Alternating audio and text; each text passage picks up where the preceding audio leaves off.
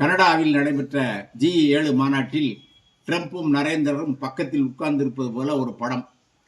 வெள்ளை மாளிகைக்கு வாருங்களேன் என்று அவர் அழைப்பு விடுத்தார். இல்லை, இந்த முறை எனக்கு வேறு பயணம் இருக்கிறது, அடுத்த முறை வருகிறேன் என்று நரேந்திரர் சொன்னார் என்று நேற்று மாலையிலேயே சில பதிவுகள் படங்களோடு வந்தன. இன்று காலையில் தினமலரில் அதை பற்றி விரிவாக எழுதியிருக்கிறார்கள். ஆனால் உண்மையில் என்ன என்றால், நேற்று பாகிஸ்தான் தலைமை தளபதி அசீம் முனீருக்கு வெள்ளை மாளிகையில் ட்ரம்ப் விருந்து கொடுத்திருக்கிறார். அந்த விருந்து முடிந்தவுடன் அந்த தளபதி இந்தியா பாகிஸ்தான் போரை தடுத்து நிறுத்திய ட்ரம்புக்கு நோபல் அமைதி விருது வழங்க வேண்டும் என கூறியிருக்கின்றார். இதற்கிடையில் ட்ரம்புடன் நேற்று நரேந்திரர் 30 நிமிடம் பேசினார் என்று ஒரு செய்தி.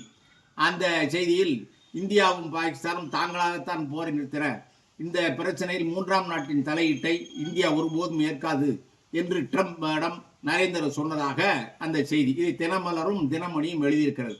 ராஜ்தீப் சர்தேசாய் தான் இதை சொல்லியிருக்கிறார். அந்த தலைமை தளபதிக்கு விருந்து கொடுத்தார்கள் என்று இந்த நேரத்தில் விருந்து கொடுத்தார்கள் என்று சொல்லியிருக்கிறார். அடுத்து, அந்த மாநாட்டில் காலில் மட்டும் இருந்த ட்ரம்ப் மத்தியானம் எழுந்து போய்விட்டார். இவர் நரேந்திரர் பிற்பகலில் அவர் சந்திக்க முடியவில்லை. அதற்கு முன்பு அவர் ஒரு பிரகடனத்தில் கையெழுத்து போட்டிருக்கிறார். என்ன என்றால், ஈரான் அணு ஆயுதம் வைத்துக் கொள்ளக்கூடாது என்ற அந்த ஈரானை மிரட்டுகின்ற அறிக்கையில் மட்டும் கையெழுத்து போட்டிருக்கிறார் ட்ரம்ப். அதே சமயத்தில் இந்த தலைவர்கள் பாலஸ்தீன் இஸ்ரேல் தாக்குதலை கண்டிக்க வேண்டும் என்று அதை பற்றி எழுதிய ஒரு தீர்மானத்தில் ட்ரம்ப் கையெழுத்து போடவே இல்லை. அவர் வந்த வேலையை அவர் முடித்து கொண்டு போய்விட்டார். அதன் பிறகு இவர்கள் உக்ரைனில் ரஷ்யாவுக்கு ஆதரவு, இந்த மற்ற ஐரோப்பிய நாடுகள், அந்த அமைப்பினுடைய மற்ற 6 நாடுகளும் செலன்சிக்கு ஆதரவு. அவரும் நேற்று மாநாட்டுக்கு வந்திருக்கிறார். அவரை 6 நாட்டு தலைவர்களும் சந்தித்து பேசியிருக்கின்றார்கள்.